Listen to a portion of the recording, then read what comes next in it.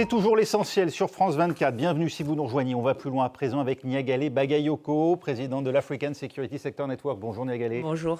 Et Gauthier Ribinski, chroniqueur international ici à France 24. Bonjour Gauthier. Enfin. Au sommaire, aujourd'hui, les tensions toujours très vives entre États-Unis et Europe. En cause, bien sûr, le Groenland. Donald Trump qui menace de relever de manière substantielle ses droits de douane vis-à-vis de l'Union européenne. Conséquence, les 27 se réunissent en sommet extraordinaire jeudi pour évaluer leurs réponses. Et puis l'extrême droite, à nouveau aux portes du pouvoir. Cette fois, c'est au Portugal où le candidat André Chega s'est qualifié pour le second tour de l'élection présidentielle. Un ballotage inédit depuis 1986 dans le pays. C'est tout de suite et c'est l'essentiel.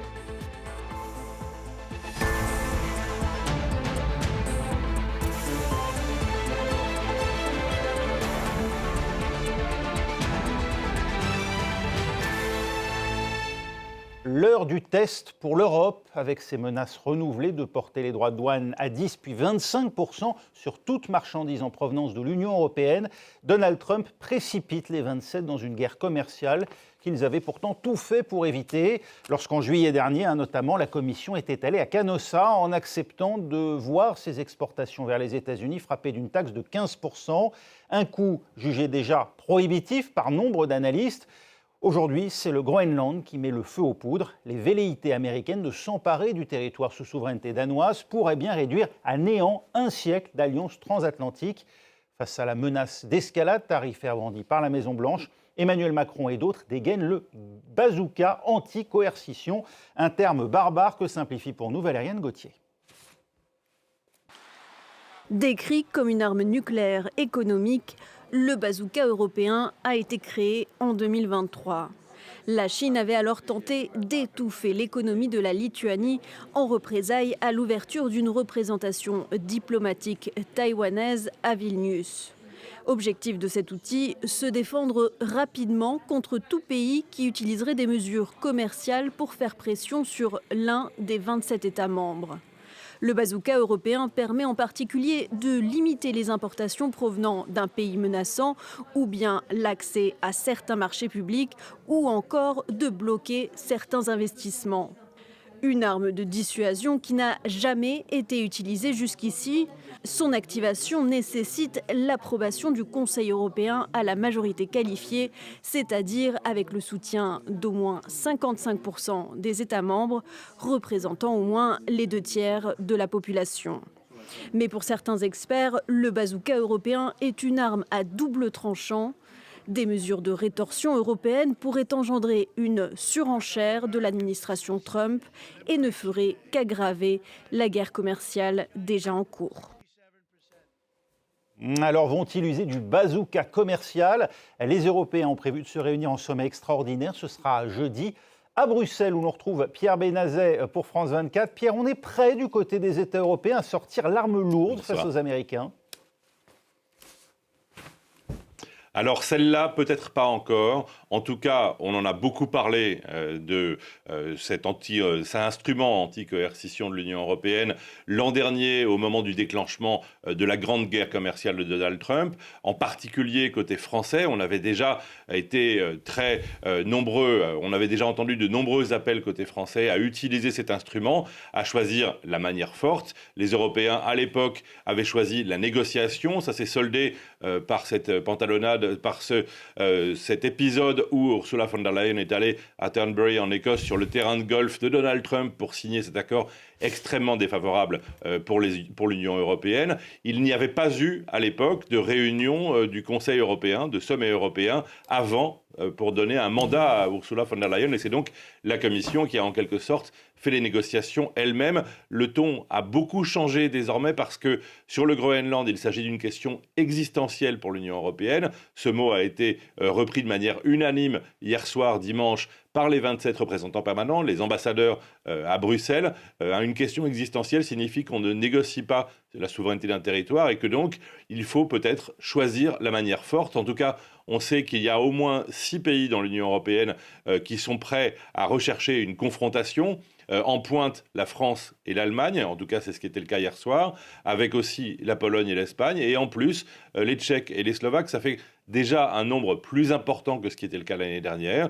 Donc l'instrument anti-coercition peut-être. En tout cas, ce sera décidé au plus haut niveau et on attendra évidemment d'avoir eu les discours des différents concernés, à la fois Donald Trump et les Européens à Davos, pour savoir exactement dans quel état d'esprit ils sont. Mais Donald Trump a fait monter les enchères à nouveau aujourd'hui en menaçant directement le Danemark. Les Européens, eux, de leur côté, ils n'ont que des instruments commerciaux. Ils pourraient aussi très facilement réactiver des droits de douane de rétorsion, on le sait, sur 93 milliards d'euros, qui sont suspendus jusqu'à la date du 6 février. Il suffirait de ne pas prolonger la suspension. Merci Pierre, vous restez avec nous. Niagale Bagayoko, c'est un test à la Commission qui prône à nouveau le dialogue et l'apaisement. Il faut répondre fermement aujourd'hui. Sans doute, parce qu'aujourd'hui, c'est non seulement l'avenir des relations commerciales avec les États-Unis, bien entendu, mais l'avenir de l'OTAN et peut-être l'avenir de l'Union européenne qui se joue aujourd'hui. Cet instrument de coercition, il faut savoir qu'il donne quand même un certain nombre de possibilités, notamment celui de restreindre l'accès au marché public européen, d'empêcher certaines entreprises comme celle du numérique, de la même façon, d'accéder aux consommateurs de l'Europe. Donc il y a quand même un certain nombre de façons de peser dans les négociations. Mais la difficulté, ce sont les procédures de décision, parce que cette fameuse majorité qualifiée dont il était question dans le reportage, pour l'obtenir, il y a tout un chemin institutionnel qui demande à la Commission d'abord d'engager une enquête, puis de soumettre un rapport au Conseil européen qui, lui, ne peut se décider qu'à la majorité qualifiée. Donc c'est là que l'on voit, tout comme le déploiement symbolique d'unités militaires pour démontrer qu'il y avait une résistance aux velléités d'invasion américaine, on voit que l'Europe est relativement démunie en réalité parce qu'elle est nombreuse. On n'est pas face à un acteur unitaire, on est face à la réunion de 27 États membres. Ouais, le problème, Gauthier, c'est qu'on le voit bien, le bazooka européen ne peut être mis en œuvre, comme vient de le dire Niagale Bagayoko, qu'après vote à la majorité qualifiée des États, puis une période indéterminée de médiation confiée à la Commission, dont on a pu relever la mansuétude particulière envers Donald Trump. Oui, alors peut-être que c'est en train de bouger cette mansuétude, mais en tout cas le processus effectivement est tellement long. Alors je sais bien, il est là pour respecter aussi des règles. Ça, on a oublié que les processus intra-européens sont faits pour qu'aucun État ne puisse dire « j'ai été maltraité, j'ai été spolié, lésé, on m'a laissé de côté ». C'est important aussi. Sauf que là, il faudrait imaginer des processus, des mécanismes qui soient beaucoup plus rapides. Et de ce point de vue-là, ce qui me semble être quand même un progrès, c'est que l'Europe conçoit, pas depuis hier, mais commence à concevoir que de toute façon, à chaque fois qu'elle tente d'apaiser les choses, de faire diversion, il y a un moment où on l'attend au tournant. Et effectivement, ce que disait Pierre Benazet, c'est-à-dire l'imposition de droits qui était de l'ordre de 15%, devant lesquels, c'est vous qui avez dit que Ursula von der Leyen était allée à Canossa, mais c'est bien ça. C'est-à-dire qu'elle avait entériné au fond ce qui était déjà prêt. Là, il me semble qu'il y a quelque chose de la part des Européens qui consiste à dire ça suffit. Alors c'est sûr qu'on va dans quelque chose de à la fois inconnu et compliqué, mais il y a cette idée que ça suffit. Et si vous me permettez d'ajouter quelque chose qui va peut-être vous faire rire, mais il y a le facteur prix. Le facteur prix Nobel. Mais oui, regardez ce qu'est en train de faire, je savais bien que ça allait vous faire sourire, mais regardez ce qu'est en train de faire Jimmy Kimmel aux États-Unis. Humoriste qui a eu déjà maille à partir avec Donald Trump. Il dit, mais moi, je les donne tous mes prix à Donald Trump s'il le faut. Et Donald Trump, lui, au lieu de rire lui-même de ça, s'est fendu d'une lettre adressée au pouvoir norvégien, au Premier ministre norvégien, en disant « Vous n'avez pas voulu de moi, donc je vais vous mettre des taxes ». Mais vous voyez où on en est. On aimerait rire à gorge déployée. Mais s'il y a quelque chose qui peut influencer là-dessus, il ne faut surtout pas le bouder. Il y a les choses sérieuses, c'est vrai, mais quand vous êtes en présence d'un enfant, par moment, comme Trump, qui est là avec cette obsession, d'ailleurs curieuse, puisque c'est le prix Nobel de la paix qui lui importe, alors que ce qu'il sème, c'est un peu le... Ah oui, ce qu'il dit en gros, d'ailleurs on le voit ici, c'est que je ne suis plus obligé de penser uniquement à la paix, puisque je ne l'ai pas eu. Donc, puisque je n'ai pas eu. Donc, qu'est-ce que c'est ? C'est si vous dites à votre fille, à votre enfant, tu n'auras pas la glace à la vanille, et l'enfant dit, puisque c'est comme ça, je peux crier. Puisque de toute manière, je ne l'aurais pas. Vous voyez ces ressorts psychologiques, moi je n'aurais jamais pensé qu'on soit à même d'en faire l'étalage ici, mais ils ne sont pas anodins dans la mesure où il y a venant de l'Europe, à la fois ce que d'ailleurs le Premier ministre norvégien a répondu et le prix Nobel également, on est intraitable sur cette question, même si elle est toute petite par rapport à l'enjeu mondial. Et si de l'autre côté, vous avez un effort européen sur la question de ce qui n'est plus admissible. Ça, c'est important aussi parce que ça veut dire que la division du monde telle que Trump la conçoit est quelque chose qui met forcément de côté quantité d'États et qui auront été abusés, que ça soit par Trump ou par Poutine de l'autre côté. Et là, l'Europe essaye, je dis bien essaye, avec beaucoup de difficultés, de leur dire ne vous laissez pas abuser, il y a là quelque chose qui doit être combattu. Ça nous amène à retourner vers Pierre Benazia à Bruxelles. Pierre, évidemment, la question qui se pose aujourd'hui, y a-t-il un changement, une évolution dans la position des Européens face aux provocations successives de Donald Trump? Sentez-vous depuis Bruxelles un point de basculement? Et ça pose évidemment la question de l'Allemagne. Berlin qui a rappelé ses 15 soldats à peine 2 jours après leur arrivée au Groenland. Jusqu'où Friedrich Merz est-il prêt à aller face à Washington? Ce qu'il se dit ici, en partie, c'est apparemment beaucoup plus loin que l'an dernier, et c'est probablement en grande partie sur la position de la République fédérale allemande que tout va se jouer. On accuse évidemment très fréquemment Ursula von der Leyen de tenter de plaire à Berlin, d'essayer de faire écho aux priorités politiques allemandes. C'est en tout cas une accusation qu'on entend souvent de la part des représentants français. Il y a en l'occurrence eu l'an dernier une position allemande relativement claire qui visait à maintenir le plus possible ouvertes les possibilités d'exportation pour l'industrie européenne. On le sait, la grande menace de Donald Trump, c'est ce déséquilibre commercial. Il y a un déséquilibre dans l'autre sens sur les services, mais en revanche, sur les produits manufacturés, il y a un gros déséquilibre commercial en faveur de l'Union européenne. Et c'est ça que l'Allemagne voulait à tout prix maintenir l'an dernier. Et c'est probablement une grande partie de l'explication de la raison pour laquelle Ursula von der Leyen est allée signer cet accord qui a même été critiqué au sein de la Commission européenne sur le terrain de golf de Turnberry. Aujourd'hui, la position allemande semble différente. On a entendu toutes les hésitations, depuis son élection même, toutes les hésitations de Friedrich Merz sur la relation transatlantique, sur l'avenir de l'OTAN et sur la possibilité pour l'Allemagne d'exister en dehors d'une alliance avec les États-Unis. On est peut-être arrivé aujourd'hui à ce point-là, en tout cas. Il semblerait que hier soir, lors de cette réunion déterminante du Coreper, des ambassadeurs représentants permanents, l'Allemagne était parmi les pays prêts à chercher le rapport de force. Et c'est ça qui sera déterminant aujourd'hui. La seule question est évidemment de savoir comment vont se positionner les autres.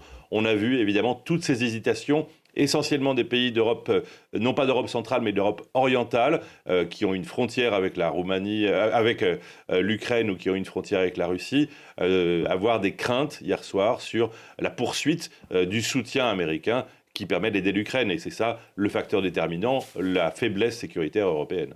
Merci Pierre Benazet en direct de Bruxelles pour France 24. Niagale Bagayoko, c'est cela en fait peut-être non pas le marchandage, parce que ce n'est pas une volonté européenne très clairement, mais en tout cas ce qui pourrait se jouer en coulisses si d'aventure la tension venait à atteindre un point de rupture sur le Groenland. Mais le cas du Danemark, justement, est totalement emblématique de ce dilemme face auquel se trouvent les Européens aujourd'hui. C'est-à-dire que le Danemark a totalement modifié, bouleversé son système sécuritaire pour faire face à la menace russe en augmentant ses effectifs, en augmentant la durée du service militaire, en s'approvisionnant de manière croissante auprès des États-Unis en armement, et il se retrouve en réalité entre deux ennemis dont l'un était censé être son allié. Et c'est toute la problématique de l'Union européenne, et c'est ce qui la rend si fragile, parce qu'il y a en effet un certain nombre d'États membres de l'UE qui voudront rester proches des États-Unis et qui seront sans doute prêts à sacrifier la solidarité européenne, tandis que d'autres vont chercher à résister, en tout cas pour ce qui est des dirigeants actuels, parce que ces dirigeants peuvent aussi changer. Oui. Donc l'équation, elle est très fragile aussi par rapport aux équilibres internes à chacun des États de l'UE. On évoquera dans un instant effectivement le cas du Portugal, dernier en date à voir effectivement un parti nationaliste monter en puissance. Mais Gauthier Rybinski, pour revenir tout de même sur cette position allemande, les Allemands ont fait trop de concessions par le passé à Donald Trump. Est-ce qu'aujourd'hui il y a une volonté, d'après vous, côté allemand, de peut-être, y compris d'ailleurs de la part de l'industrie allemande, de ne pas se laisser malmener une fois de plus par Washington ? Probablement parce que le confort de la République fédérale allemande depuis 1949, c'était à la fois un confort politique, c'est-à-dire pas d'armée, très peu d'armée, un parapluie américain, le fameux pont aérien vers Berlin en 1948 qui scelle une amitié germano-américaine, et aussi un parapluie au fond commercial, c'est-à-dire qu'il y avait, pour la qualité des produits allemands, il y avait les portes ouvertes.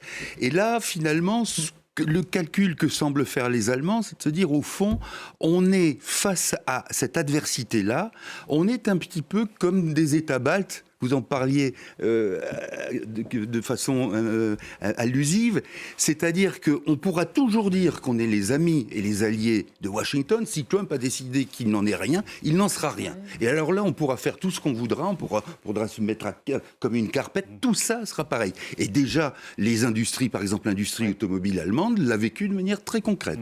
Alors pourquoi avoir rappelé ces 15 soldats ?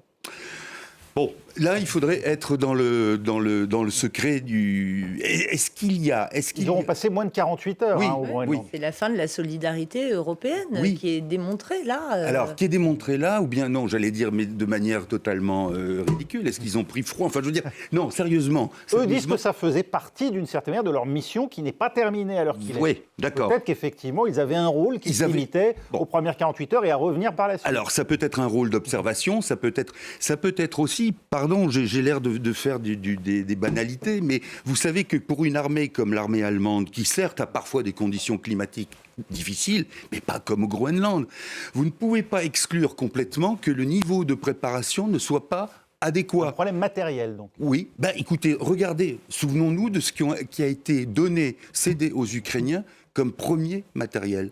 Alors on avait dit c'était des casques, c'était des gilets pare-balles. Et quand ce sont des pistolets ou des mitraillettes qui sont arrivés, beaucoup, je dis pas ça par germanophobie, au contraire, vous savez comment j'aime l'Allemagne, mais c'était des engins qui ne marchaient pas, qui s'enrayaient. Alors je ne dis pas que c'est ça la raison, mais il peut y avoir dans une armée qui est en pleine restructuration, avec énormément de difficultés, impréparation peut-être.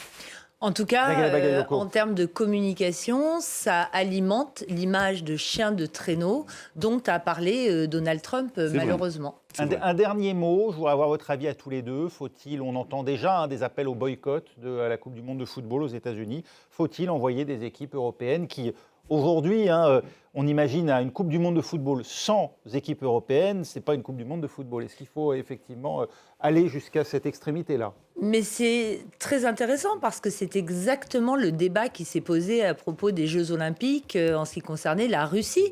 On se trouve vraiment face au même type d'équation et je doute que les pays européens, étant donné l'importance du football dans leur économie, renoncent à se rendre aux États-Unis. Et c'est d'une manière générale toute la difficulté de ces appels au boycott des États-Unis ou de leurs produits. On voit très bien que c'est devenu absolument impossible tellement leur économie est imbriquée à la nôtre désormais. Gauthier ? Oui, je trouve que ça serait une bonne idée parce que paradoxalement, je pense que ça coûterait moins cher aux économies européennes d'avoir cet acte fort et qui correspondrait d'ailleurs à ce que redoute Trump. C'est-à-dire que l'organisateur Trump qui veut dire, vous allez voir, ce qu'il va nous dire sans doute, c'est que jamais la Coupe du Monde de football a été mieux organisée ou plus belle. Il s'est vu d'ailleurs remettre le prix FIFA de la paix à l'occasion de la grande cérémonie. C'est un prix spécial pour lui. Vous voyez, vous abondez dans mon sens. Il faudrait créer un certain nombre de prix. Bon.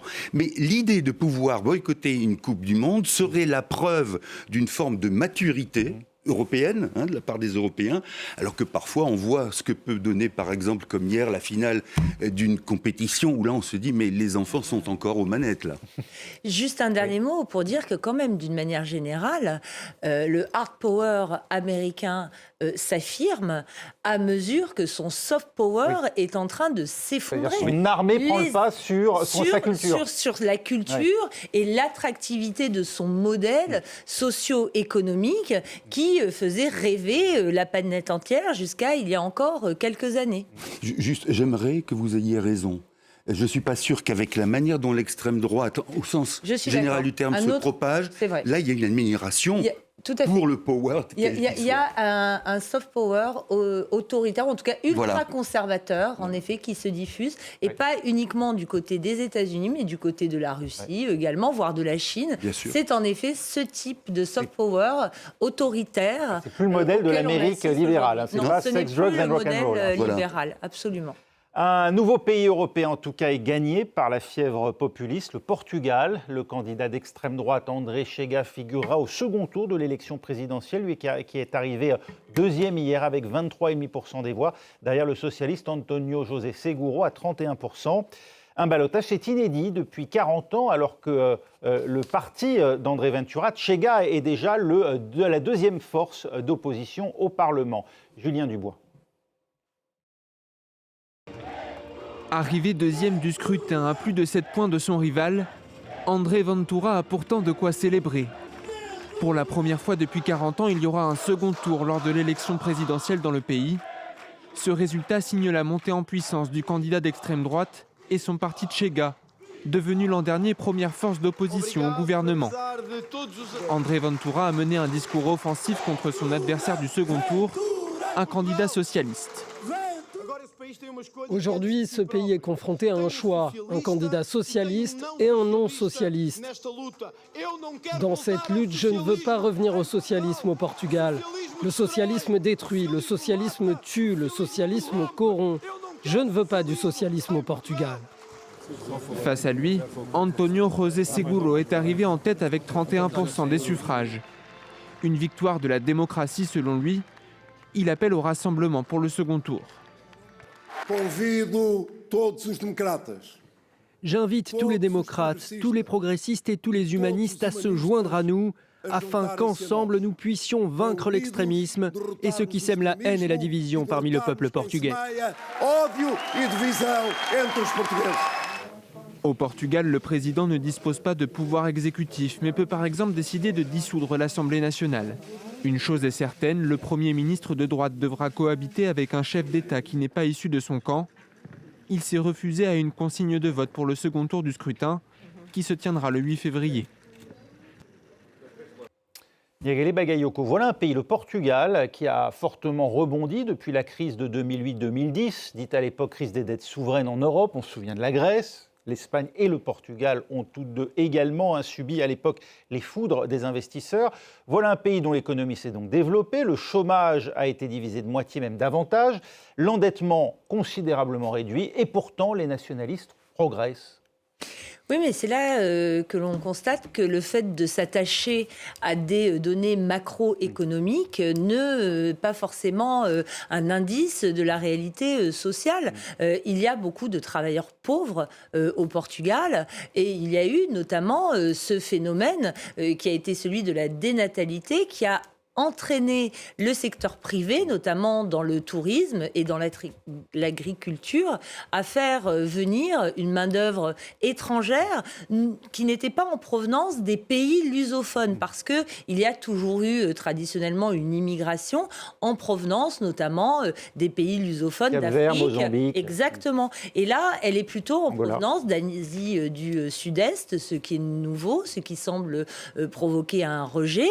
Et il y a même un nouveau discours, notamment chez Ventura, chez André Ventura, qui consiste à s'en prendre aux communautés gitanes, ce qui est quelque chose de nouveau, alors qu'elles font partie du pays, de la communauté nationale, de très longue date. Donc on voit que c'est le tissu social qui a plutôt tendance à s'effriter, qui peut expliquer cette progression fulgurante, puisqu'on est quand même passé de 2019 à seulement 1% pour le parti Chega, à 60 députés qui en font la première force d'opposition aujourd'hui au Parlement. Ouais. Gauthier Rybinski, on nous dit que compte tenu des scores du premier tour et des reports de voix, le candidat socialiste devrait en toute logique s'imposer au Portugal. Président dont d'ailleurs qui ne dispose pas de pouvoir exécutif. Pour autant, faut-il s'en inquiéter de cette qualification d'André Ventura? Oui, bien sûr, parce qu'elle est aussi dans la lignée de ce que connaît l'Espagne avec Vox, qu'elle est aussi, et là je rejoins ce que disait notre invité, c'est que finalement vous pouvez avoir des résultats, et vous les avez énoncés vous-même, des résultats très intéressants sur le plan économique. Ah oui. Et avec Antonio Costa, qui était le précédent, enfin pas tout de suite, mais qui a été au pouvoir pendant longtemps avant d'être président du Conseil européen, il avait réussi un tour de force, Costa, en faisant en sorte que les équilibres budgétaires soient maintenus, tout en ayant un budget social efficace. C'est pas donné à tout le monde de savoir faire ça. Rare pays dirigé par la gauche en son temps et avec des résultats, effectivement. Exactement. Et donc là, malgré tout, pour les raisons que vous disiez, il n'y a pas ce maintien du parti habituel. Donc oui, je pense qu'il faut s'en inquiéter parce que autant, si vous voulez, c'est toujours le même mantra qu'on a à propos de l'extrême droite. On dit oui, au début on dit c'est un vote de protestation. Ils surfent sur les difficultés. Et là, c'est culturel aujourd'hui. Eh ben voilà, c'est ça. C'est qu'il y a un enracinement de l'idée. Et vous pouvez très bien prendre des personnes qui ne sont pas dans le besoin sur le plan économique et qui vont vous dire si il faut l'extrême droite au pouvoir. Alors peut-être que là, il faut remonter justement à ce qu'a été la dictature au Portugal. Mais en tout cas, le terreau, l'humus est là. Merci. Oui, l'humus ou les œillets piétinés aujourd'hui par une partie des électeurs, manifestement. Merci beaucoup. Niagale Bagayoko, Gauthier Rybinski. On va plus loin, c'est terminé. Mais bien sûr, l'essentiel continue dans un instant. Nous nous intéresserons notamment à ce que pensent les Américains des visées de Donald Trump sur le Groenland. Et vous le verrez, pas que du bien, y compris au sein du Parti républicain.